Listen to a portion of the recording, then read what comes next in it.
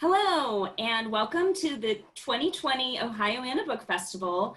I'm Jody Casella, and pleased to welcome you to the YA Authors Unmasked panel.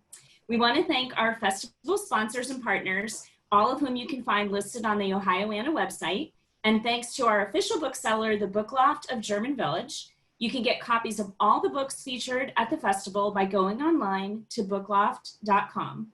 And now I'm pleased to welcome our authors, Cinda Chima, Kimberly Gabriel, Dee Garretson, and Mindy McGinnis. So I thought we'd start by, I'll tell you a little bit about each author, and then I'll have them go around and talk about their book that's featured at the festival this year. So Cinda Chima is a New York Times bestselling author of fantasy novels set in the magical world of Ohio, the Air Chronicles, as well as long ago, faraway queendoms, the Seven Realms, and the Shattered Realms. All of her books involve wizards behaving badly. In her most recent series, Shattered Realms, she also indulges her lifelong obsession with pirates and dragons. Kimberly Gabriel started writing in 4th grade when she wrote, bound, and gave away books of terrible poetry to family and teachers as holiday gifts. Today, she's an English teacher who still squanders all free minutes to write and uses it as the best scapegoat for her laundry avoidance issues. When she's not teaching or writing, Kimberly is enjoying life with her husband, her 3 beautiful children, and a seriously beautiful boxer in the northern suburbs of Chicago. Every Stolen Breath is her debut novel and a Junior Library Guild Gold Standard selection. Dee Garretson writes middle grade, young adult, and adult fiction under her own name, and also writes for the Boxcar Children series under the original author's name. She lives in Cincinnati, Ohio, with her family in a book-cluttered house surrounded by a semi-wild garden. Her 2 cats, Piper and Poppy, are her writing companions and the stars of Skype visits with book clubs. When Dee is not writing or reading, she's most likely watching old movies, cooking treats to go along with book reading, or trying to learn to make jewelry. And last but not least, Mindy McGinnis is the author of multiple novels that span many genres, from historical to fantasy, contemporary to gothic thriller. You can always count on Mindy's books to deliver grit, truth, and an unflinching look at humanity and the world around us. She's an Edgar Award winner and the owner of 4 cats and a Dalmatian puppy. And I see one of the cats, I think, is making an appearance here today. She's here now. Welcome all of you. I wanted to start, if you don't mind, if we could just go around and each author could introduce the book that is your book at the festival this year. So Cinda, would you like to start? Who, me? Yeah, you're up. I'm exhibiting my ADD nature. Yeah, the book that's being featured is Deathcaster.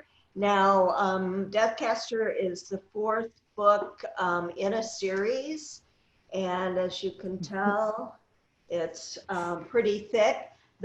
This will be incomprehensible if you have not read the other books in this series. This is the 1st book, which is Flamecaster. As you heard in the introduction, all of my books involve wizards behaving badly. And the other tagline for this is actually set in the same world as my 7 Realms series. And probably a good tagline would be when things in the 7 Realms go from bad to worse. All right, thank you. Kimberly. My book is Every Stolen Breath. This is my debut that came out in November of 2019. It is a YA thriller that is set in Chicago.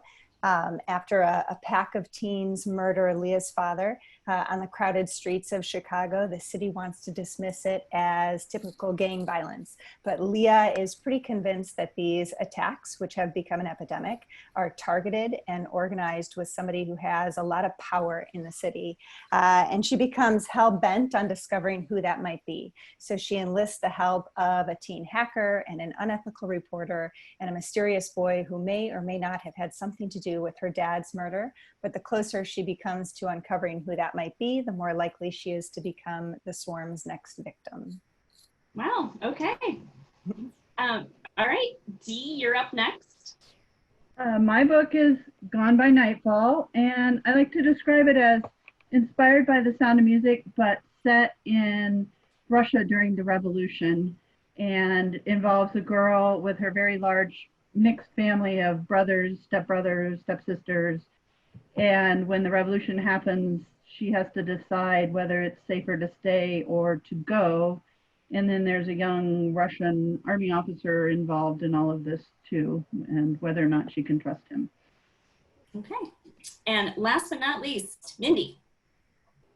Yeah, I'm Mindy McGinnis, and my book is called Be Not Far From Me. Everyone else here on the panel is a professional, and they have their books with them, and they can show you the cover. I don't. So it's called Be Not Far From Me, and I pitch it as Drunk Hatchet with a Girl. So it's all about a girl named Ashley Hawkins. It takes place in Tennessee. Most of my books, in fact, all of my books, take place in Ohio, because that's where I'm from. But I was working on this book, and it is about a young girl that becomes lost in the woods, and she is out there only with the clothes that she has on her back. She doesn't even have shoes on. And because she had to go pee in the woods, and when you're a girl and you pee in the woods, you got to take your shoes off or you're going to have pee in your shoes, which is not fun. Trust me. So she doesn't even have shoes on, and she ends up like out there by herself for long enough to be in danger of dying. And so the book is very much just about her wits and her strength and her will to move on, yet also looking back on some of the decisions that she's made in her life and some of the way that she's treated some people. She is not the nicest person in the world, which is what made her so much fun to write. And so a lot of it, there's very much an external journey and an internal journey at the same time.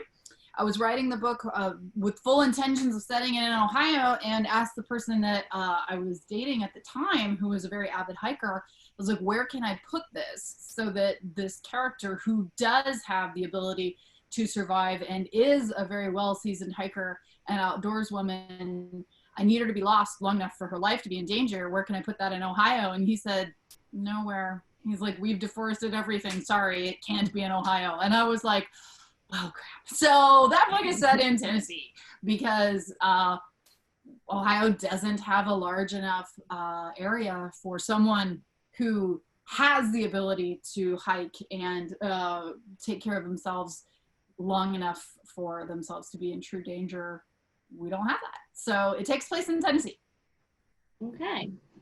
All right, well, thanks. So Mindy actually was really helpful beforehand when we were setting up this panel, and she shared some ideas that she had read about, like to radically rethink how we do book panels, because normally we just kind of go around and answer questions, and that's fine. And we actually have a question down here, and I'm afraid to click on it because I'm afraid I'm going to lose my screen. I don't know. But anyway, I'll figure that out in a second.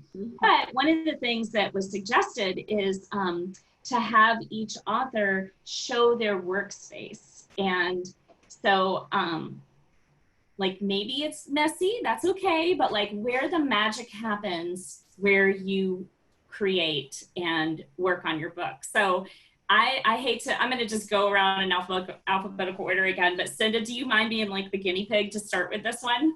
Sure. I am in my office.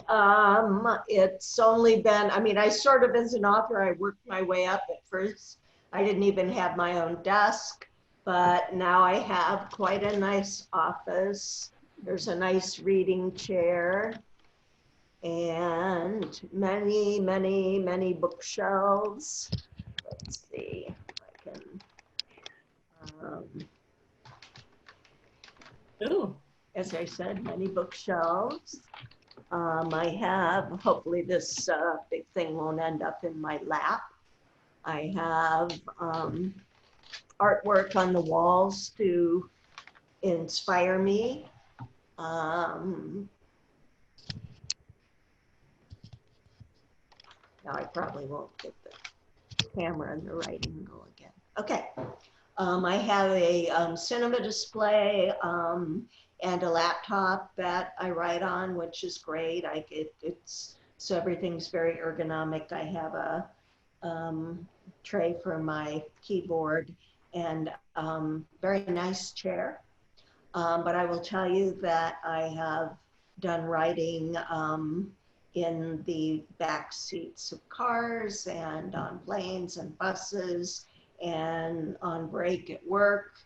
So it's definitely a pleasure to have this space now, but it's definitely not required. Mhm.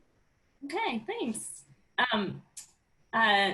Kimberly, would you like to go next? Yes, I would love to. Okay. Like Cinda, I don't always write in my office. I'm in my office right now. I think the most typical place that I write is actually in my living room, cross-legged on the couch. I get up at 4:30 every morning and I write for a couple hours before I go teach for the day. And I usually have laundry strewn all over the couches that I haven't put away from the night before. But my office, I actually love my office. It's a 10 by 10 office. And I actually have 3 desks in here. A long time ago, and this was actually that's my messy area. And then I have a desk right in front of me. I have bookshelves over there. When I sold Every Stolen Breath, my office was kind of my gift to myself and my family. I wanted a space where my kids could do homework and I could also be in the same room and help them periodically and then write alongside them. And luckily we got all that done before we all turned into remote learners and remote teachers. And we've made quite a bit of use of this space in the last 6 months or so. Right, nice. Mm-hmm. Dee. Well, I'm in my basement right now, which is partly above ground. So I do have a window, but you can't really see it very well. But this is kind of my office, bookshelves. I often write, though, upstairs anymore on the sofa, just because it's really comfy. But let me see if I can pick up my cat. This is Poppy, who always sits right beside me, no matter where I am. And I keep lots of books around. I'm a big Star Wars fan, so I keep R2-D2 around and little knickknacks. I don't know. I'm kind of a knickknack person, which is, I don't know why. Sometimes people say, well, why do you have all that stuff? And it's like, I don't know. I just like little stuff. So, yeah, but I'm kind of like everybody else here, just write anywhere where when the time is, you have the time to do that. So I've learned over the years to be able to write in other places. But this is where I do a lot of, if I'm photoshopping something, I like to Photoshop. I have a bigger screen next to here, and so I use that. Nice. Okay, Mindy. I see you're sitting on the floor, it looks like. Yeah, so once again, everyone is super professional, and then there's me. So I write in my bedroom. So the magic happens in my bedroom. So this is where I write from. This is where I sleep and do other various things. But there's there's a candle, and I'm trying to see what you're seeing. And there's a cat. That's Minnow. Minnow has thumbs. Yes, she does. Okay. And then that's everything else. So this is where I do my writing, and I usually have at least 2 or 3 cats with me, and a dog. I have a Dalmatian puppy. He's my quarantine puppy. His name is Gus, and he is a sweetheart, and he will probably be showing up here soon because he's a puppy, and he needs his mommy like all the time. So as soon as he hears my voice, he tends to come running, and he should be coming inside. Oh, yeah, seriously. Hi, buddy. Yeah, I know you too. Okay, so that's Gus. That's Gus. He just had to know where I was right there. Oh, I know you got a treaty in his stack. Okay. So several of you mentioned something about, just the fact that we're doing this virtually instead of how we would normally be doing this in person at Ohioana. We're at the Metropolitan Library downtown, and miss that space obviously, but like everything that's happening right now, and it just kind of makes me think like all of you are writers and creative people, and like the pandemic is such, that's just the big elephant in the room right now, and I just kind of wonder how you have adapted as far as like, I know people who are writing more, I know people who are not writing at all. I mean, everybody's kind of seems like they're in a different place, and I just wondered if anyone wants to share how they're how their work has changed or maybe not changed since all of this started back in March. Who wants to go first? You can just jump in, I guess. I'll go. It's funny. So many people I've talked to that are writers, but then also people that are not. My friends that have normal jobs, quite frankly. They'll be like, how are you doing? How has quarantine been for you? How has COVID been treating you? And the truth is that my life didn't change at all. I am fortunate enough that I've been working from home for about 5 years. This is what I do for a living. And so I count myself lucky that I'd already gone through the adjustment of working from home and being isolated because I live in the middle of nowhere. So there really wasn't much of a bump for me. But it is also causes its own kind of reflection, because essentially the world kind of ended and my life didn't change at all, like not at all. So that kind of makes you think a little bit about yourself. But that's it's been honestly just pretty much same. I still have deadlines. That I still have to hit. And even though some things in my life changed very, very slightly, I'm fortunate enough to be able to write for a living. So I know, like Kimberly, obviously her life changed drastically.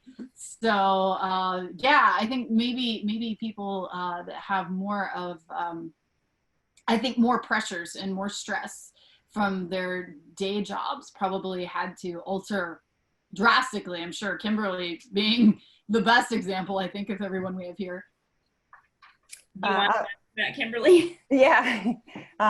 It was, my life changed drastically. I've been a teacher for 21 years, and I was teaching 7th grade one day, and the next day we were remote. And so it was a total shift in everything that I've done. And I've never worked harder than I have during remote learning. And I was just telling the panel before we started, I'll be going back tomorrow in a hybrid scenario. So yet again, it'll be a different type of teaching than I've ever done before. And in terms of how that impacted my writing, it's really strange, because writing almost became something that was cathartic for me all over again.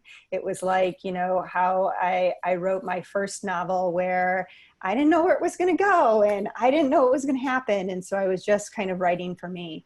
And in a very kind of weird way, I lost all the pressures of the industry, and writing became something I did for me. Every single morning I would wake up before I would then go teach remotely and then help my kids, in the evening.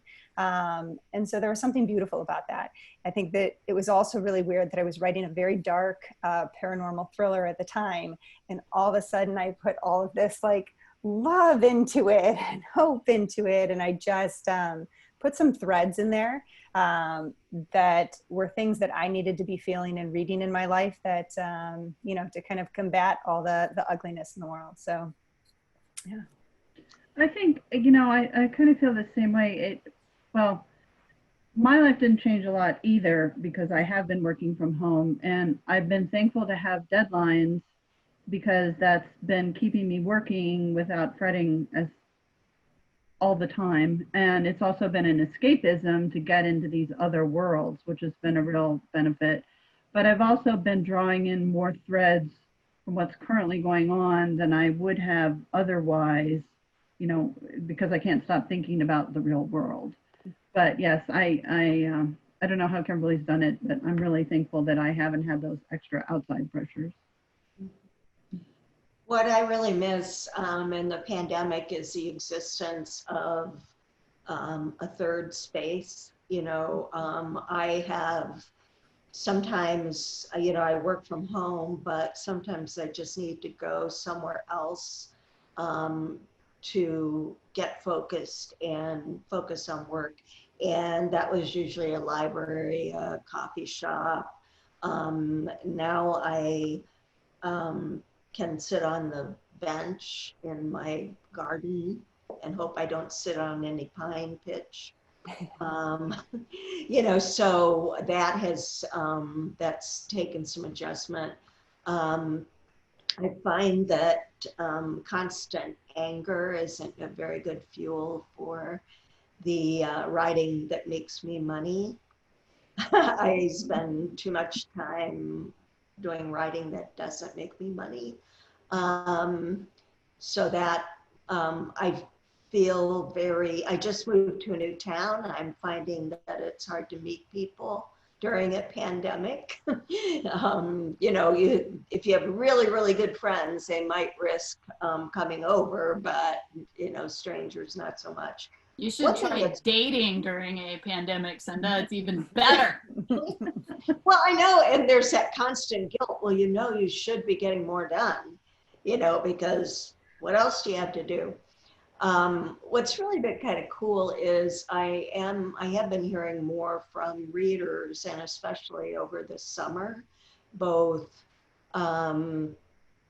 new readers and longtime readers who maybe they've gone back and read one of my books, or they're thinking about, they just have had a little bit more time to read and more time to communicate with authors. So that's been really cool. Anything that allows people more time to read, I think, is good.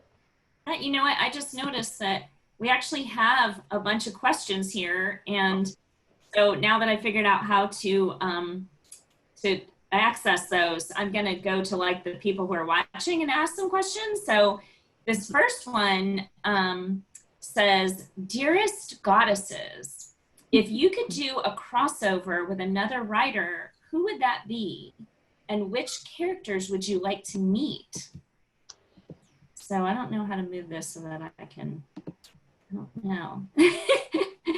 I'm trying to think a crossover with another writer, who would that be? Which characters would you like to meet? I'm trying to think of who I wouldn't want to lose their friendship. Right. You know, because I don't play very well with others. And I could just, I mean, I've gotten into an argument in a writing workshop over an exercise because I have this real clear idea of what this character should do. There's certainly authors that I really admire, and I would love to find out how their minds work. You know, so it's totally greedy on my part, I guess. That was kind of a non-answer, but anybody?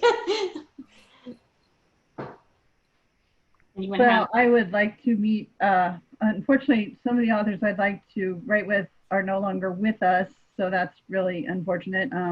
When I was growing up, I was a big fan of Mary Stewart and her King Arthur trilogy, and then also her Gothic romances, and so I'd love to work with her. I was also a big fan of Elizabeth Peters, who wrote the mysteries, the Amelia Peabody mysteries, and she had a really great character who was, you know, quite the interesting romantic lead. So, you know, all these great authors that wrote so many books, I'd love to learn from them of how they plotted and all of that.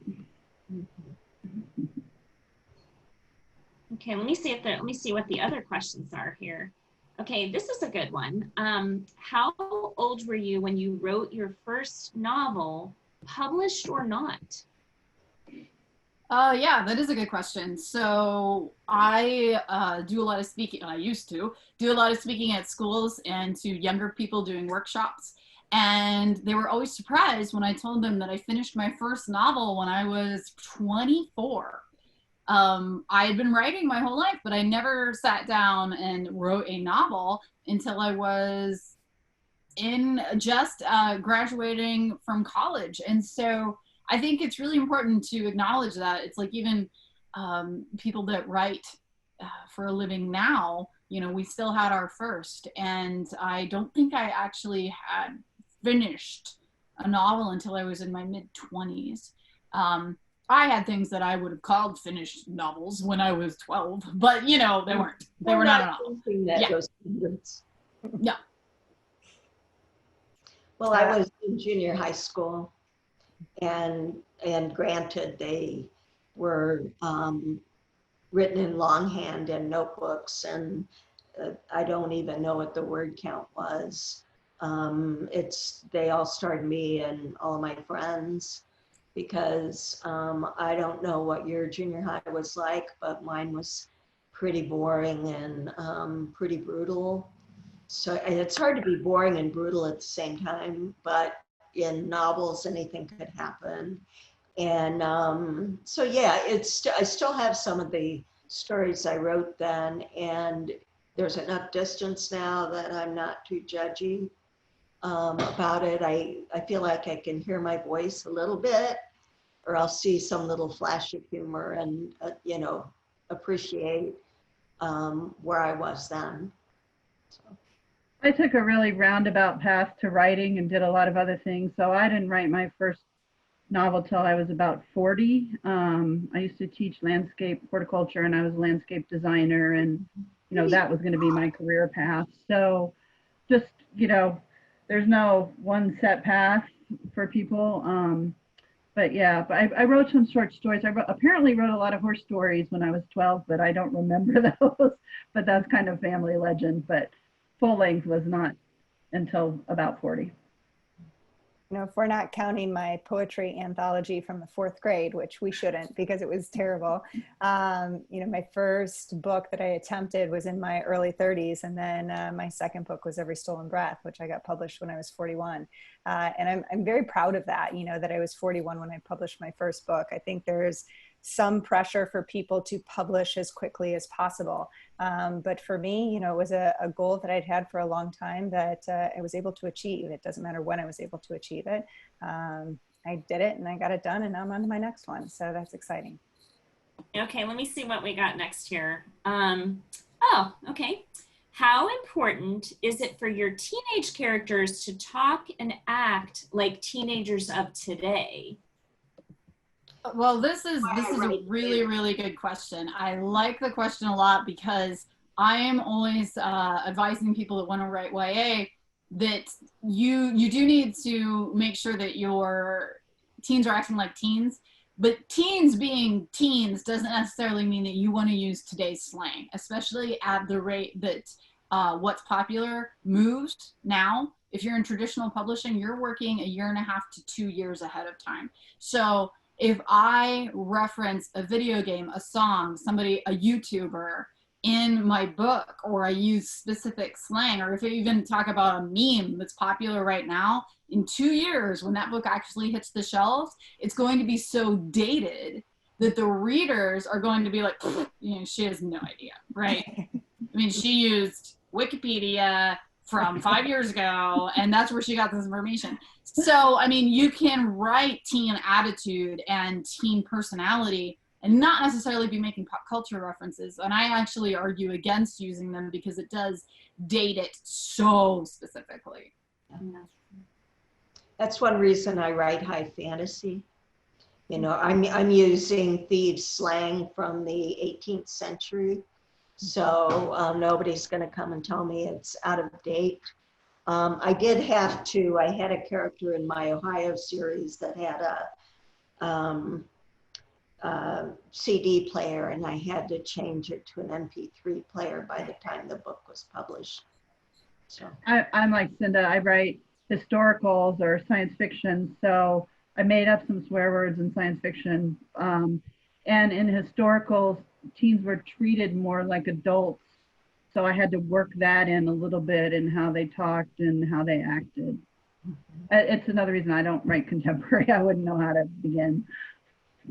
And I'm very immersed in the teen world. You know, as a teacher, I'm kind of surrounded by teens all day. I love Mindy's point. I hate pop culture references, especially when they feel dated, you know, a few years out. And so I also try not to use those. But to me, it's very important to at least have my characters think the way that teens think.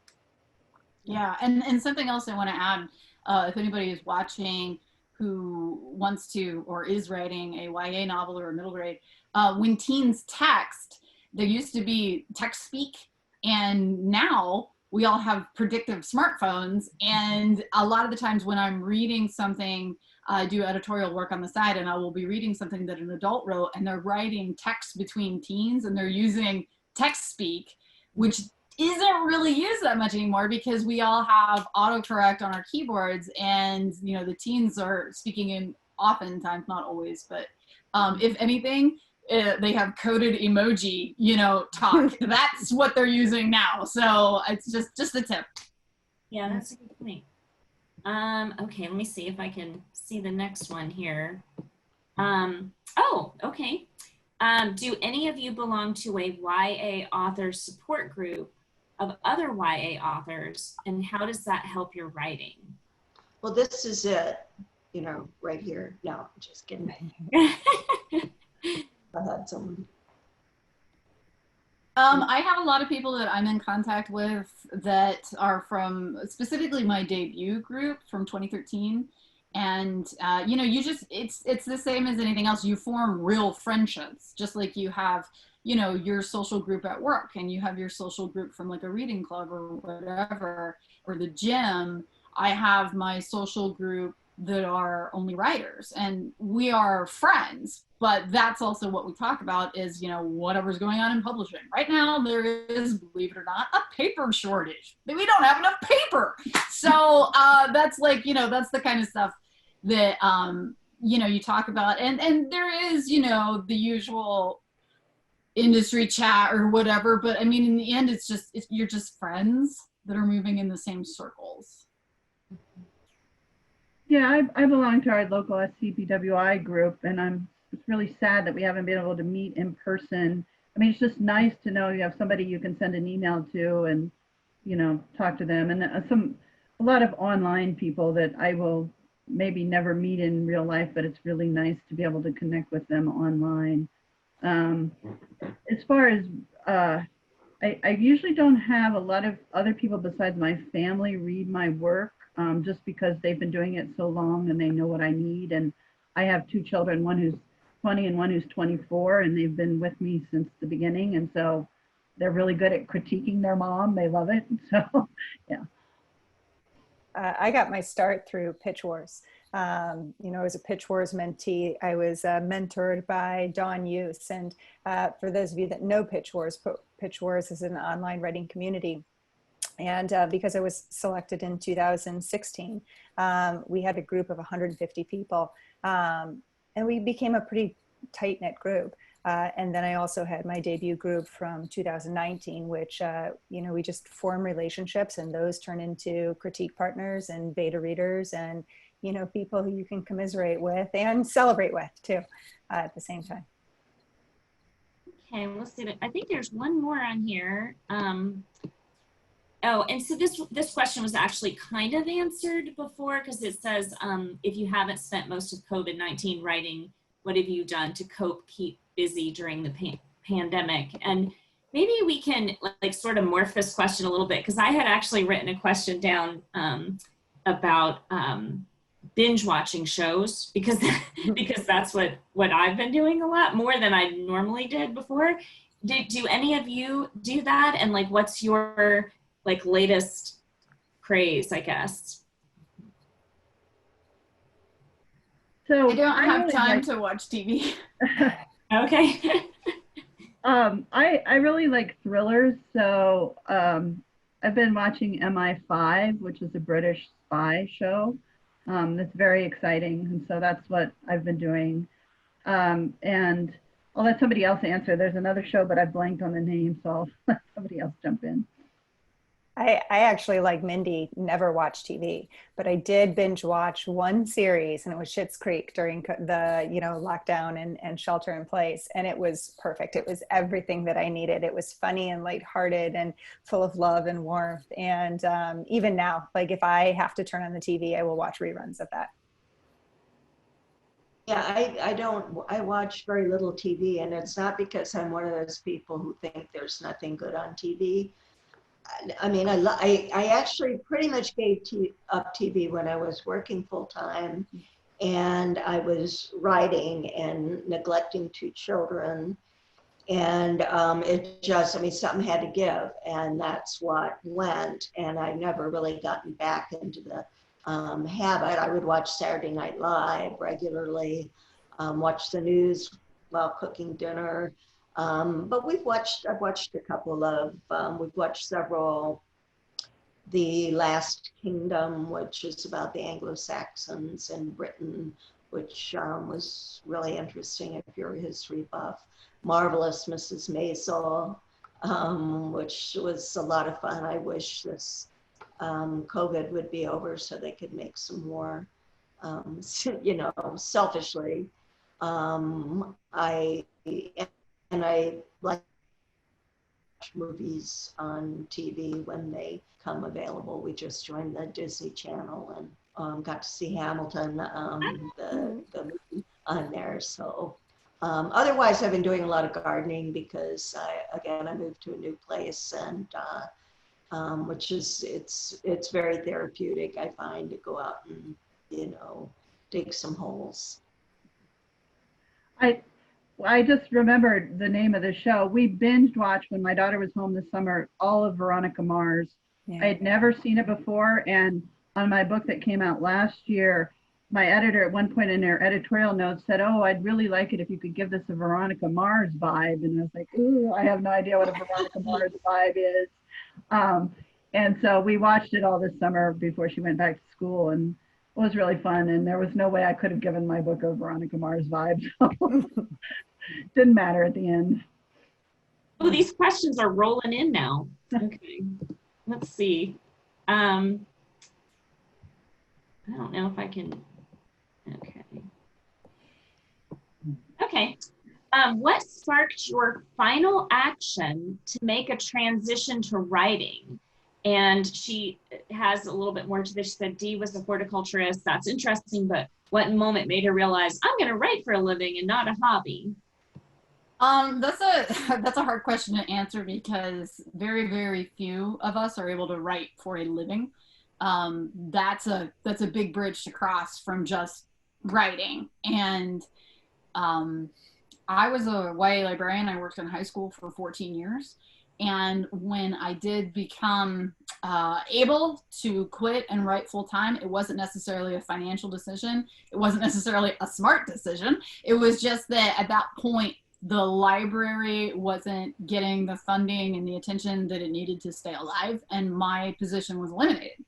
And so I was given the option of staying on in staff and working in a classroom, which would not fit me or anyone else, quite frankly. So I did quit and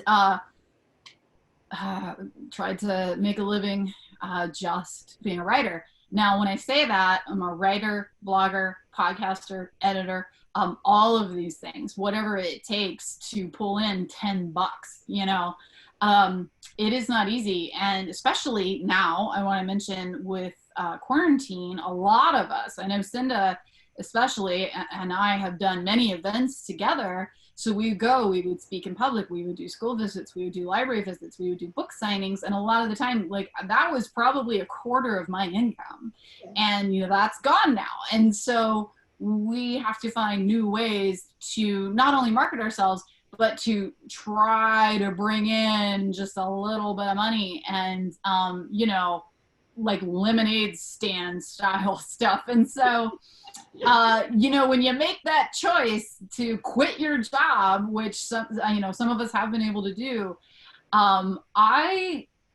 we're talking no retirement, no health insurance. I mean, this is where it gets boring, and it's like, oh, that's the dream. And it's like, no, it's also just a hell.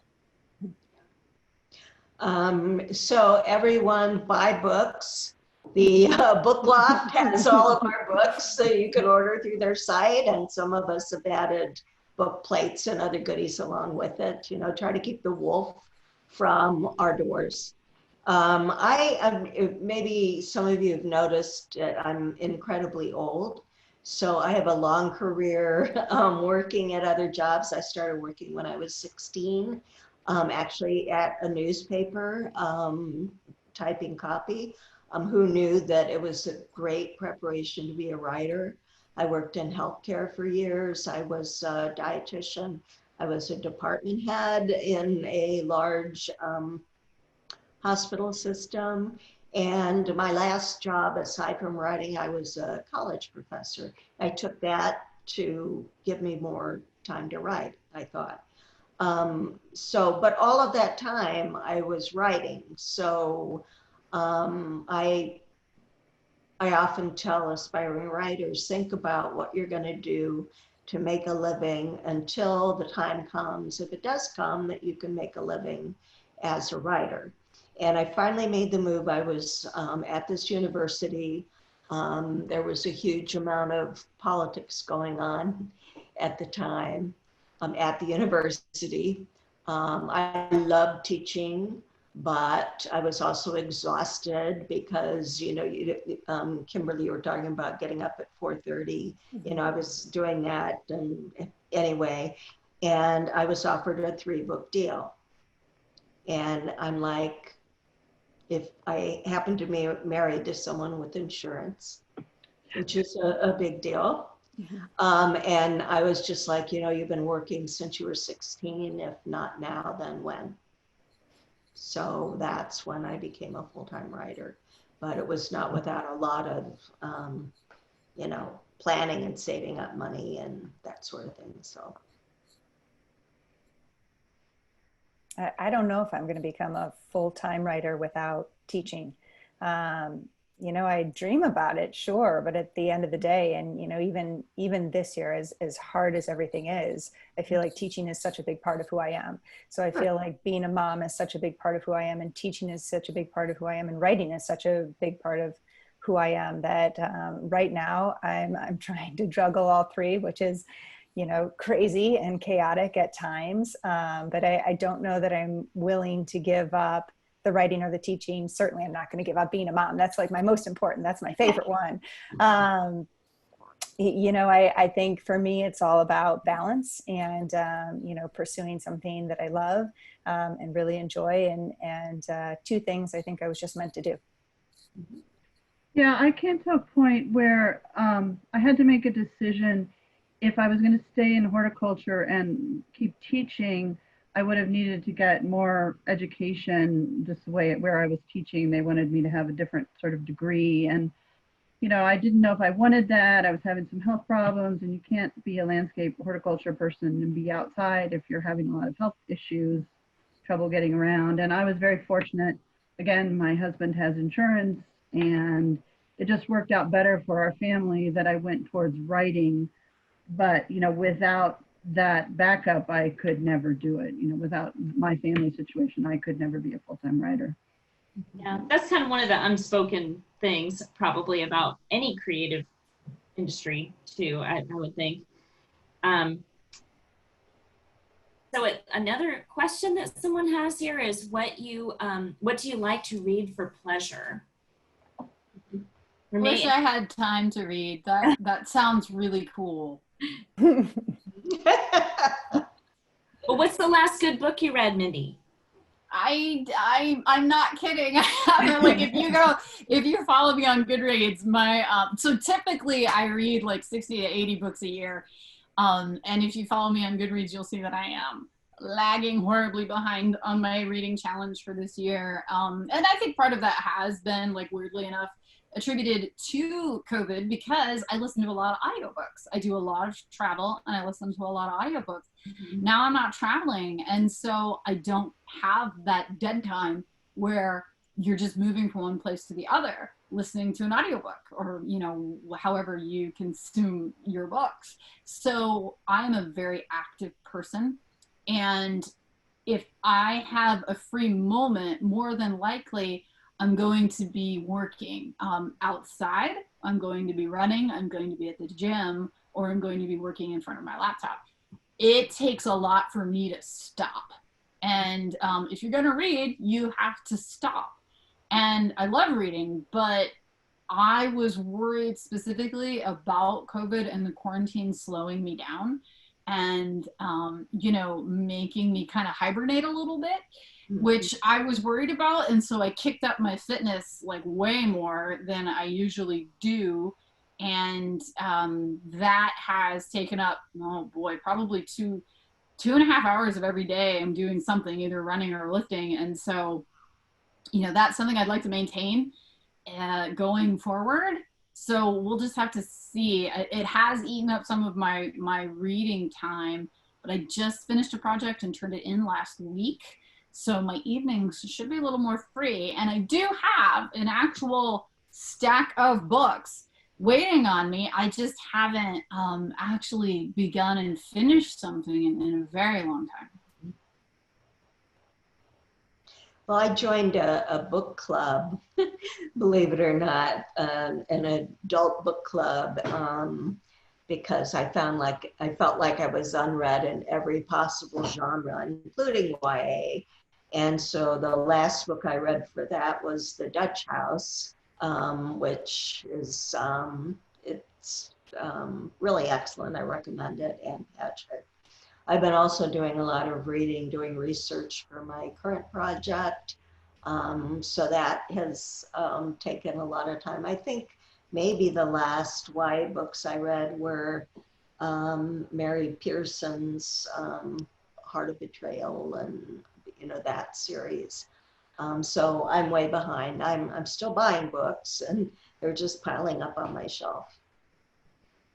Well, I not only like to watch thrillers, I like to read thrillers, but I've also moved to reading more adult historicals, and I read a really interesting book called Dear Mrs. Bird, which is a fun book set during World War II, where a girl wants to be an advice columnist and sneaks in to do that, and that was fun. And I'm reading Cinda's Shadowcaster. My son is a huge fan of Cinda's, so we have all of her books, and so I thought I would dive into that. I love to read fantasy, but I don't write it. Someday maybe, so that's fun for me. I actually never read adult books. I don't know why, but I don't like adult books. Maybe, I don't know, YA is a little bit more of an escape for me. And so I very rarely read. I always listen to the audiobooks. And during COVID, I've tried to take my nightly walks so I could stay on top of my audiobooks.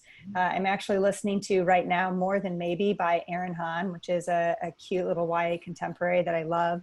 I just finished before this, a good friend of mine, Kurt Dinan, wrote a book called The Scam List that was a lot of fun. And I know Mindy loves Kurt as well. And then I read or listened to the Holly Black series, The Cruel Prince. Yeah, that was one of those things that's been on my list forever. And so I finally got to listen to that entire series during this, and I loved that too. And we might have time for one more read for pleasure. Oh, okay. So I don't know if you can answer this one, but because some writers don't like to talk about this, but if you can say a little bit about what you're working on now, and someone put a little aside here that that they love Cinda's books and they want to know when the next one's going to come out. But for everybody, if you want to answer too, like what you're working on now, or when you think you might have another thing out. Okay, so I have a book coming out in February 3rd, I believe. It is called The Initial Insult, and I took elements from different Edgar Allan Poe short stories. So for this first novel, it's The Black Cat, The Mask of the Red Death, and Cask of Amontillado. So I took these 3 short stories and I pulled elements from all of them and I set them in Southern Ohio in a very like Appalachia setting.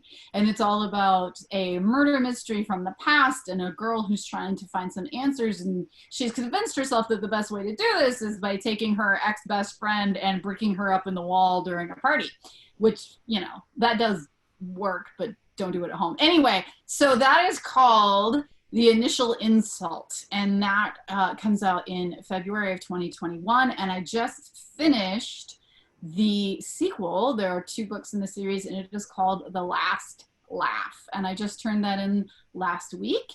And it pulls from 3 other Edgar Allan Poe short stories, Fall of the House of Usher, The Telltale Heart, and one of my favorite ones that very few people know of called Hop Frog.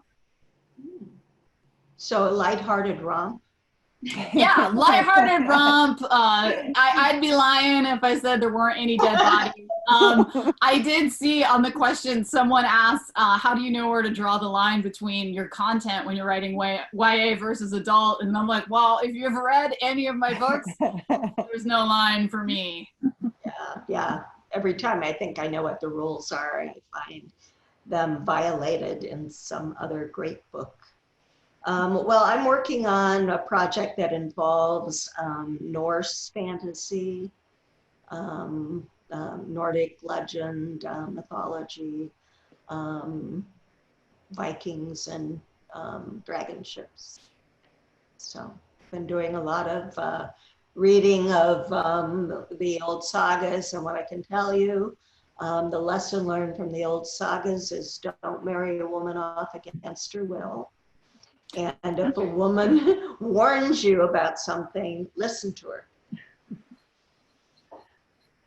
Well, I'm working on Jody mentioned at the beginning, I write for the Boxcar Children too. So my COVID project has been a 4-book mini-series, Boxcar Children, set within that world, which they'll all come out next year. And it all deals with creatures of legend, like Bigfoot and Icelandic elves. And it's been really fun because I'm pulling in, how do you evaluate what's really science and what's just a fun conspiracy theory, which seems to be really needed in this time. So that's what I was talking about, drawing in threads of what's happening. And then I'm also working on a middle grade. Don't know if that'll be out in the world, but there's always hope. Before I talk about my project, Mindy, my favorite unit to teach is Edgar Allan Poe. And I teach The Telltale Heart and The Cask of Amontillado. So I cannot wait for those books to come out. That will be so fantastic. Awesome. I'm working on a YA thriller with some paranormal elements, which have been fun. And it involves a dead girl and a really fun gamer that has been fun to write about. And it takes place in Evanston, which is right outside of Chicago. So once again, I'm writing in the area I live. I was born in Ohio and I grew up in Ohio, but now I'm in Chicago. And like I said, it was meant to be a dark book, and then COVID came around and I found myself really into the love interest and just putting some sweet little threads in there. So it's been fun to write, and I'm hoping to wrap that up within the next couple months. Okay, I think we might have time for one more. Oh yeah, so Mindy, the one, how do you draw the line? We did, what are we doing next? Okay, I think that might be, unless anyone else wants to jump in on the, where do you draw the line? Where do you draw the line between young adult and adult? For me, I teach teens. And so I kind of wear both hats at the same time. Every Stolen Breath was a clean YA read. This next one is a little bit darker, but I always think that there are going to be kids in my classroom that are going to be reading for my books. And so to me, it's not something where I think that's where the line needs to be drawn. It's just my own personal preference, knowing that I'm going to have to face my readers in my classroom. Yeah, I think that would definitely produce its own unique situation where, as a teacher and an educator, you have, because I worked in the public school system too, so I know like there are certain expectations about your behavior, right. And your behavior and your how you present yourself. And if you're writing fiction, there's a certain questions are raised about like your self based on some of the content of your books. I, as I said, worked in a high school for a really long time. I was there for 14 years, but I was a librarian, and I never had any real kickback on my content, which was surprising. Pretty much every book I write, I think, yep, that one's getting banned, and it hasn't happened yet. So, fingers crossed for the next one. But it's always, for me, I personally, and this is from watching teens pick up and put books down for a long time, for over a decade, teens will self-censor. And I believe that. I will see a kid pick up a book and be like, oh, no, I don't want to read about cults. No, and they put it down. I don't see kids being like, ooh, let me find the swear words. I mean, come on. They know those words. Yeah. I think teens also self-censor. Middle grade and teens when they read. I know that my mother never curated what I read, and she would always be getting books out from the library, and if I ran out of reading material, I'd pick them up, start reading them. And a lot of things just went over my head, and then later on I'd be like, oh, now I get it. That's how she got pregnant. Yeah, and that's why they wanted to go to bed. I don't like to Oh, man, lots of naps in this book.